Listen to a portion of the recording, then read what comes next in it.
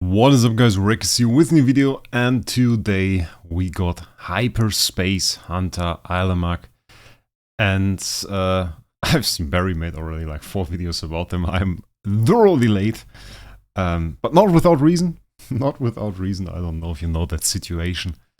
I worked, came home from work, on the way home, got myself a pizza, and it was so big it totally knocked me into some kind of coma. And I fell asleep and woke up like, I don't know, 3 hours later.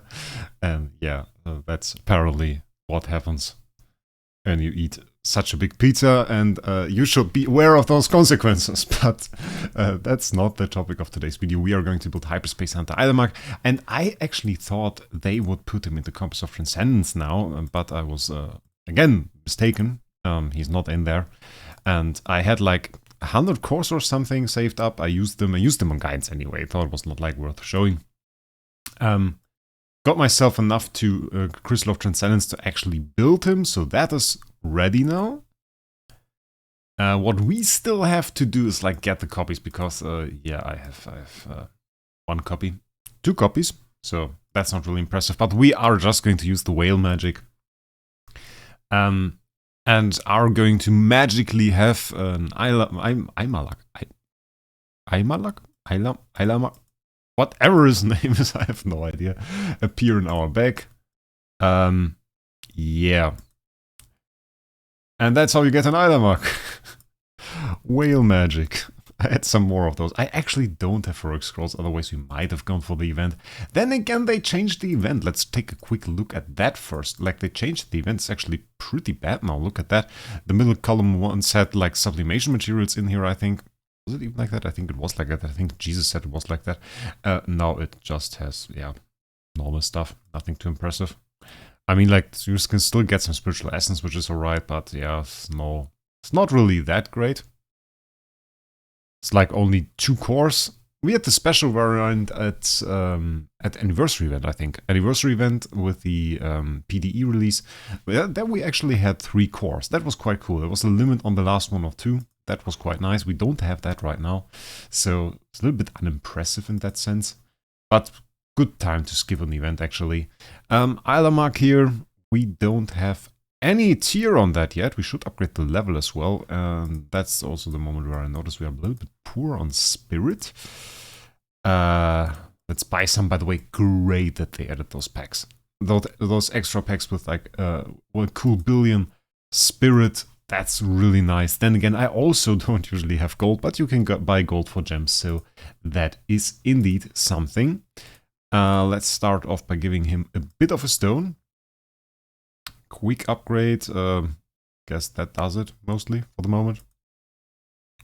Attack, we take an attack stone. Level him up a little bit so he gains a little bit of speed. 328 is what we can do.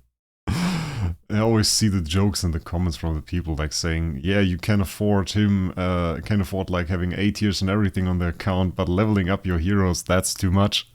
And I think the last video where people actually made that joke was like the video where I wanted to upgrade a bell rain and I couldn't. It was like some really stupid stuff. I don't know.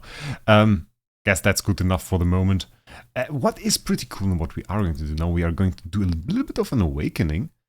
Because I still have an awakening item. I still have a B- awakening item. And that is just going to give us an A tier, if you didn't know. Well, I sure hope so, at least. It's like 0.3% chance plus that. About 0.4% chance, which is like 1 in 300, something like that. So, not that great. 1 in 250, I think. Yeah, 250. I think it should be 1 in 250. Well, it's not exactly 3.9%. I don't even know, 0.39. So, but it doesn't matter. We are super lucky. It's just going to give us an A tier. And maybe even an S tier, we don't know. So let's see what this gives us. Usually, to be honest, B- crystals tend to give me like some barely B- hero with like a C in attack or something around the lines of that. So it's mostly not really impressive what I got from those. But maybe we are lucky this time. Let's get the A tier now. Come on.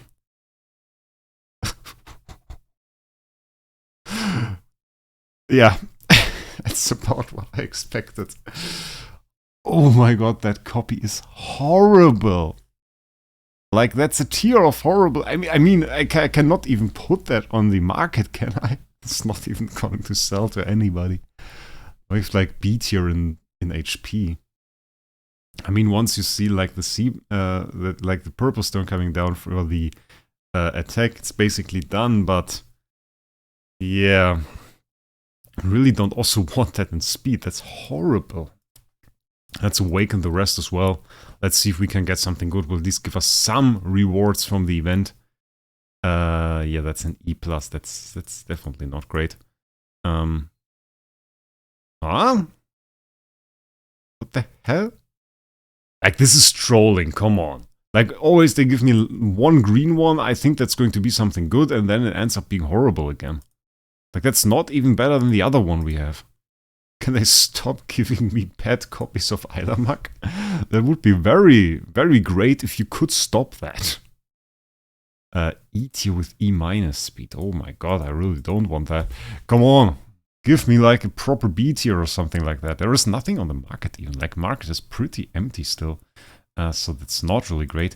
I'm not even sure. I mean, like, I think you can run him without an A tier. I saw the skills, I read over the skills, I read over the core. He reads a little bit like a damage dealer. Yeah, he certainly does. He has a certain aspect of it to do damage, but also at the same time a little bit to tank stuff, to support the team at the same time. And I think he can play a role in PvP, and you can certainly include him in some of the teams. As far as it looks, and we are going to look closer at that as well. For the moment, though, our copies don't really seem to give us anything good. Yeah, that was thoroughly unimpressive. Had like 9 copies that we awakened of him. We could probably get one more, awaken that too. I mean, like, we need to awaken 10 copies anyway. I don't really mind the crystals, so let's just swap that Arania copy here for an Aylamak and awaken that as well. Where is it? There it is. Last copy of Aylamak that we are going to do. So that better be something good. Well, I can't really complain, can I? It's like a C tier. It's good enough. It's not really like I want to use that. So we don't really have a proper copy. The best copy, I think, is still the one we got from the B- core. And even that one is definitely going to be replaced. So next thing we are going to do, Gate of the Void Evolution Cube. Now, by the way, with the nice jump button here, which was definitely needed considering we now have like the 15th hero in here, and clicking over there would take some time, but now we can do it, which is nice. And awaken or convert that one. Okay. We convert it and we get the Hyperspace Hunter Aylamak, which is quite great. Level 328 still. Hope you are not disappointed that I can't upgrade him any further. We are going to need the 4 hero. We can't really use tree mats for now, so no sublimations. Again, we still don't have any mechanic to reset those 05 heroes or T5 heroes, and yeah, that is really annoying, and we didn't hear anything about the age going to add something like that. Anyway, so really, sadly, it does seem like we are not going to see that, or going to see anything like that. So yeah, that's a bit annoying, I have to say. Let's just take this out, or use this Sire for the moment, and use this V4 on our Hyperspace Hunter Aylamak. The good thing is we're not really worrying about stats. Considering we now have huge tree materials, not tree materials, treasure train stats, that's not really an issue. That's not really an issue to have proper stats. We have like 3 million attack already, and without V4, without proper gear, without anything like that. So yeah, that's not really an issue. Maybe we can also still get gear, so upgrading that's not really a problem. The role he's going to play, that is a little bit questionable. The first ideas I saw was a little like replacing Vesser in those standard DTV comps, and I can see that to an extent. I mean, he would certainly be a good hero for that. On the other hand, you would want to have high attack on him for that, high health, because a lot of his stuff, a lot of his shields, a lot of his heal and scales from his attack. And that being said, you obviously want high attack, and that is not even easy to achieve. you would need to have his tenants, you would need to have those ready. So at the same time, we have to see how good he's really will be in Star Expedition, and from his skill set, I'm not expecting too much, honestly. A little bit on the plus side, though, I saw that on the active skill, he steals attack, and that's usually quite good for Star Expedition. So that might make him kind of a decent damage dealer. Also, 6 hits is not too bad. And we can scar the enemy, so there is a little bit going on. I don't even know when he scars the enemy. That is something we should probably read up on. So attacks enemies 6 times, dealing 640% attack damage to 1 random enemy each time. And 1 random enemy each time. It doesn't look like it is limited, so it's not like Flora, for example, where you need 2 enemies to even make the skill work. This probably will be a decent boss skill in the sense that all 6 hits will hit the boss in Star Expedition, for example. When damage is dealt, it steals 2% of attack from the main target for 2 rounds. 2 rounds only attack skill, a little bit bad, but we take 2% of attack. And deals damage equal to 50% of damage taken by the main target to the targets nearby. Which is pretty cool. The question, of course, is nearby. Are those like, if that is a hero in slot 2, for example, is that slot 1 and 3? That is something we will need to test, but this will take some days, as you know. But certainly an interesting aspect and a certainly interesting way to deal damage.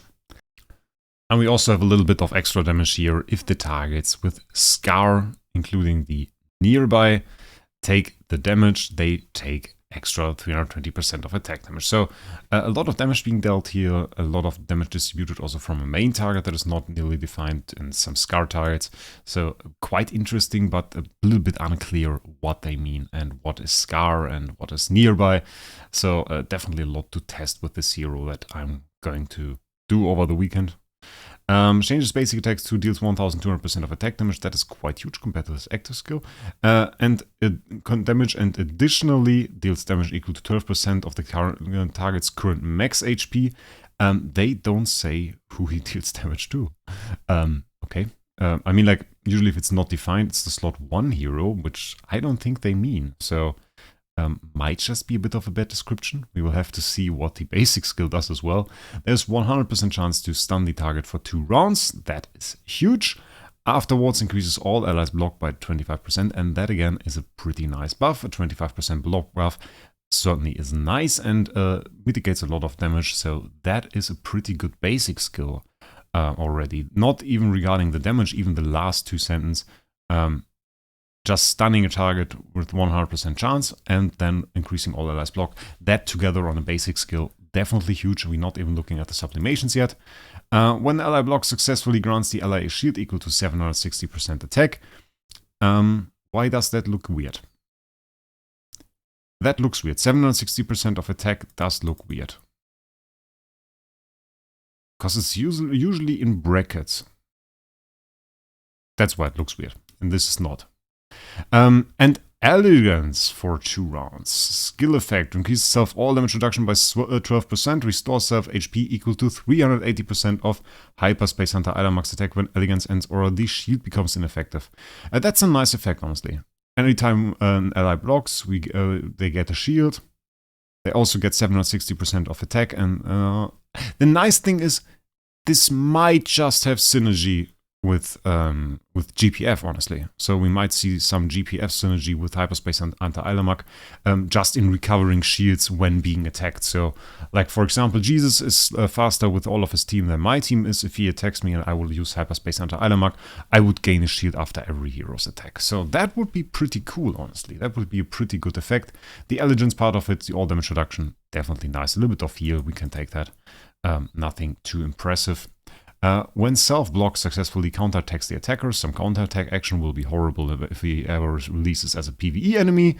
Dealing 520% of damage, there is a 50% chance to stun the attacker for 2 rounds, which is insane. If the target has Scar, changes the counterattack to burns the target, dealing 520% attack damage for 2 rounds, changes the chance to stun the target to 100%, reduce precision of the target counterattack by 45% for 2 rounds, and inflicts Scar on the target for 2 rounds. Increases self-attack by 12% for 3 rounds and restores self-HP equal to 16% of lost HP for every 4 successful blocks. My experience, this might be a finished sentence, and this might be, starting from reduces precision, the normal effect of this passive skill without Scar even. So we have to see which part of that last thing is actually only if the target has Scar and which one isn't. Again, I have to say this is really not a very good description. Not really like they did a good job with that. This is pretty bad, and this is often quite bad. I guess we are going to see a rework soon of that. Maybe going to point out some errors once we test that. We have to see, but it's not that great, honestly. But the skill itself, though, that is another story from what I've seen here. We have block synergy, we have a hero that wants to block, so that's quite nice. And 50% chance to stun the attacker with a counter attack. I mean, that's huge.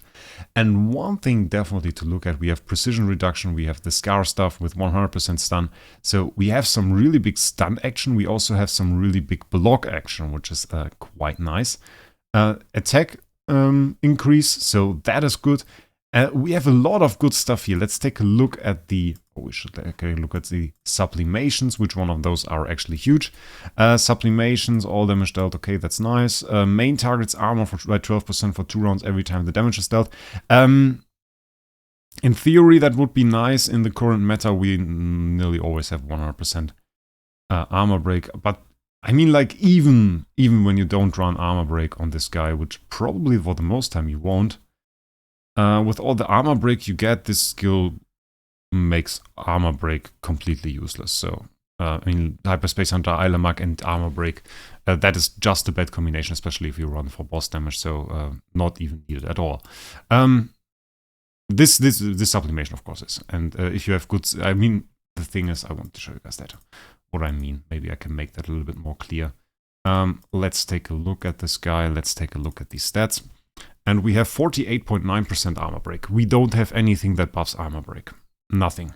The only things that buff armor break for us on this hero is our star spawns. And if we take a look at our star spawns, we have this guy, Spirit of Wraith, is insane roll, no questions about it. 49% armor break. For shadow heroes it would be even 50% more. And I don't even have this guy, and he runs armor break as well. So we could have like 60-70% armor break, and at this point it is not worth getting any more armor break.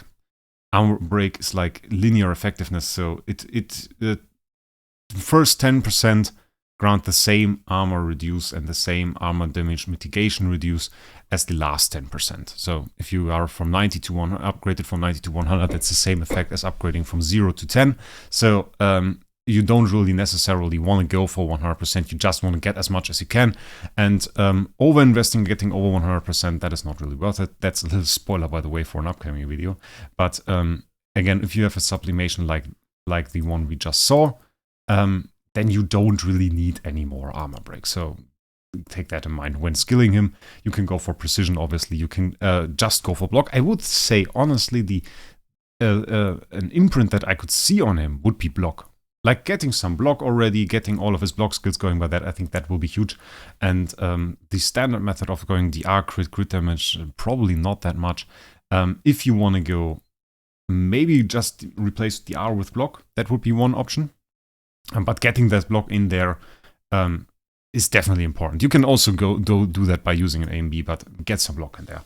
The main target takes extra damage equal to 2% of max HP, caps at 1500% of Hyperspace Hunter Aylamak's attack each time the damage is dealt. We deal damage 6 times or something like that with the main, with the active skill. So that's pretty nice, honestly. With the attack skill, steal that's cap. Those caps are calculated at the beginning of the fight, I think. I have to test that. But oftentimes those caps are calculated at the beginning of the fight and don't scale with buffs. We have to see if that's the case. If that's not the case, that might actually be huge in combination with the attack steal. So pretty nice sublimation, honestly. But we didn't see anything like Mockman yet. Mockman just had those sublimations that are just game-breaking needed. This might be one of those that you want to go for the active skill, but not with Mockman, where you get the third hero and you get a lot more hits and stuff. That's something we didn't have yet. Increases its precision, okay, it's a good damage buff. Additionally, reduce the target's precision, on the other hand. It's quite nice considering we want our blocks. 20% precision reduce, that's a good one. And additionally, reduce the target's control immunity by 20%, plays into our stun stuff. So 20% reduction in control immunity is actually quite huge. Yeah, definitely well appreciated. I mean, that's not like a must-have, that's just like a nice to get. So, third branch, we have HP attack, nothing too special. Additionally, increases the ally's holy damage by 5% till the battle ends. Can only be triggered once by the same hero each round. The condition for that would be when the ally blocks successfully. That is not too much of a requirement. I mean, considering that he can grant a 75% holy damage buff, which is quite nice. In Star Expedition, the 15th one wouldn't count, so it would be like 14 holy damage buffs, giving it 70%. 70% holy damage buff is, of course, much weaker than a Gurki would be. So for that part, I think that is not like the insane buff. It's a nice buff, though.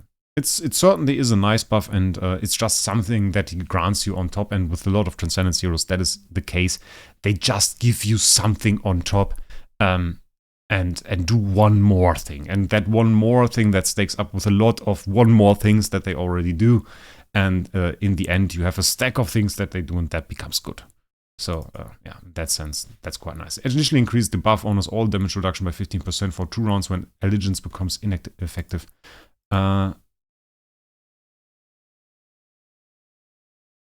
Increases self all damage reduction by 15%. Restore when Allegiance ends or the shield becomes ineffective.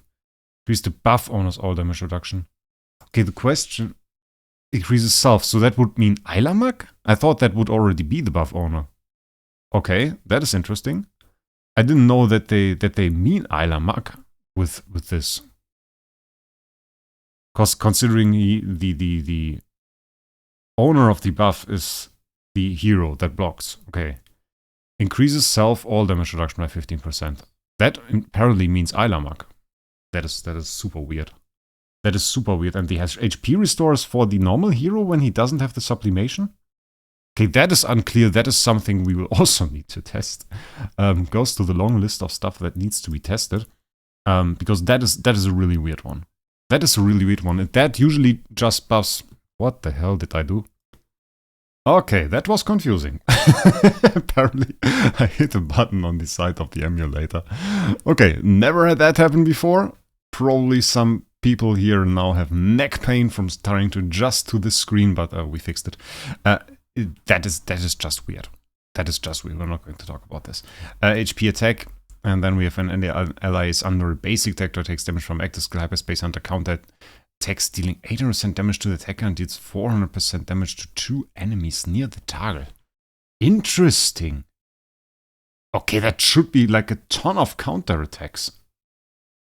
Okay, that's interesting. I mean, I combine that with like an SQH and you should absolutely mow through unbending will shields. That will be cool. That one I'm pretty hyped about, honestly.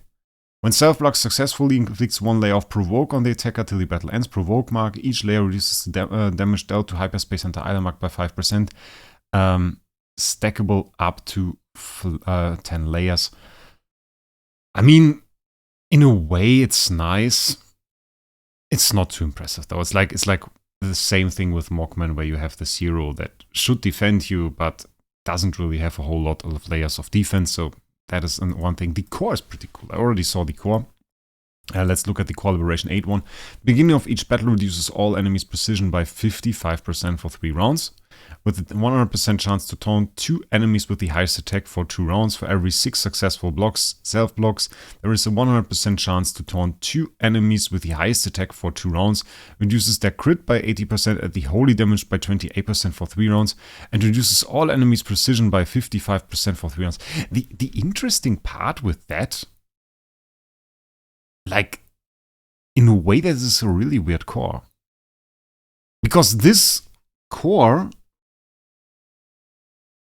works when he's alone. Like, even if he's the only hero on the battlefield, he should profit from this core, which is not usually the case with cores. Usually you have like an Aspen core, for example, that grants all allies a buff. Or you have a Vesa core, for example, that heals the allies. Something like that. Usually don't have those cores that, without a team, just harm the enemy. So in that way, this is quite a special core, actually. We have the taunt stuff. Taunt is actually quite nice if you have that on the enemies with the highest attack, considering we have SFX Drake teams that are in the meta, I think especially on iOS, not yet on Android. But those require SFX to hit Drake to do real damage. If that SFX can't hit, or the target that has defense down, if this SFX can't hit the target with defense down, then she becomes very much so invaluable, because she will hit a hero with a crown, in that case Aylamak, who has also debuffed her precision and has a high block stat, so he will block 35% less damage taken at that point, and that will reduce the damage that is incoming to him to like nothing. Also, he will counter attack and do all of this other stuff, and then and then we have all of the other blocks coming in.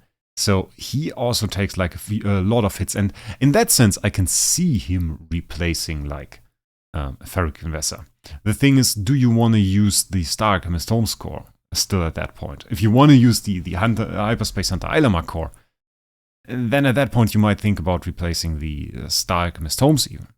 Then again, Star Alchemist Holmes in the DTV team often saves you from being absolutely murdered by DTV. And DTV won't care about Hyperspace Hunter Aylamak, because the thing is, when DTV has his weakness disclosure, and let's say he still has taunt, then he will absolutely murder Hyperspace Hunter Aylamak, and after he murdered Hyperspace Hunter Aylamak, will continue to murder the entire team. So that is not really effective. The only thing effective is like Perceptual Disorder, hindering him from even attacking. So that's the thing. Reduces crit by 80% is huge as well. It's like giving him crit immunity in a way. So yeah, that's really nice. The core honestly is quite cool. I really like it, and it's a weird one. It would deserve testing, but we don't have it. So yeah, kind of sad. 27 minutes in, no gameplay yet. Not cool. Not cool. We got no gameplay going yet. I want to see him in a little bit. I kind of struggle. I really don't want to take out Fairy Queen Vesa because she's huge. She's honestly huge. Who can I take out that wouldn't harm the team too much? Honestly, let's take out SQH. Let's take out SQH for the moment. I like her. I really would want to run her together with Aylamak. But for the moment being, I think we can just take him out. We probably want a crown. We really would want more block, to be honest.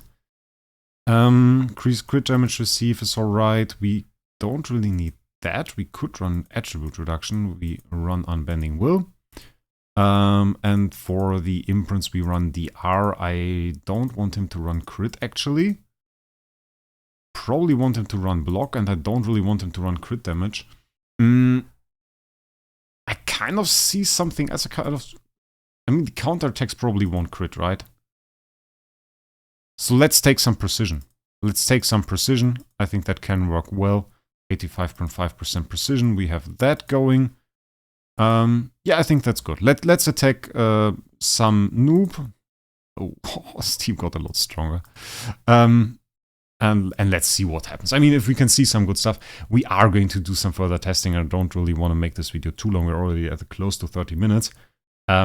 So let's see what happens here. I mean, I'm just watching him. Now we got the first counterattack and we already got a stun out. Look at that. We just got hit, already got a stun out, got 2 stuns out. It reminds me a little bit of this Valentino team that we once built. And that was pretty cool, honestly. Like a stun support, look at... I mean, the stuns are honestly quite insane. No stuns there. Oh, can you see it? There's like this little sword over her head. Is that the Scar debuff or what is that? Interesting. One thing to note, the H said that they didn't really put animations for him in yet. So he will get better animations in the future. So that is something to look out for. Well, he hits people with a sword. But it doesn't look too crappy.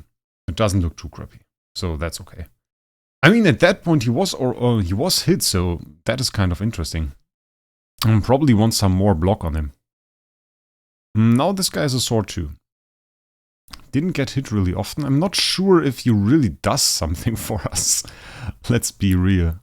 There are a lot of hits coming from him, but not really a whole lot of stuff happening. I mean, we are looking at going to round 6 and getting like TTV weakness disclosure, so we have to see how that works out. We got a good perceptual disorder here though. That's rather nice. Again, we don't have double CC only by inflicting perceptual disorder, and did we just... Oh, that was bad. And his stun, so that's not really something that works. Regarding the awakenings, I would probably look at some block awakening. I mean, you really want more block. Can't happen to know... oh, yeah. Yeah. He got it way earlier than we did. We really did nothing, and he also did nothing. It's like stupid. It's like we waiting for the point where one DTV just ignores all defenses. Yeah, he really didn't do anything for us. I mean, he did buff. He did stun to the enemies, but like in this sense of a team, he really didn't do too much. So I mean, like, we don't have sublimations, we don't have huge attack, and we just have. I mean, we have 3.4 million attack. Other heroes with like 8 million can't do anything. So I think it would be wrong to expect him to do too much. I think he has like the support type. He is not bad. I wouldn't say he's OP for the moment. I think he can fit into some teams. He has a place in the meta. We just have to figure out a team around him. But it will most likely revolve around block. So get some block on that guy. And I think with that we will end the video. And I will do a test. And we will see us in the next one.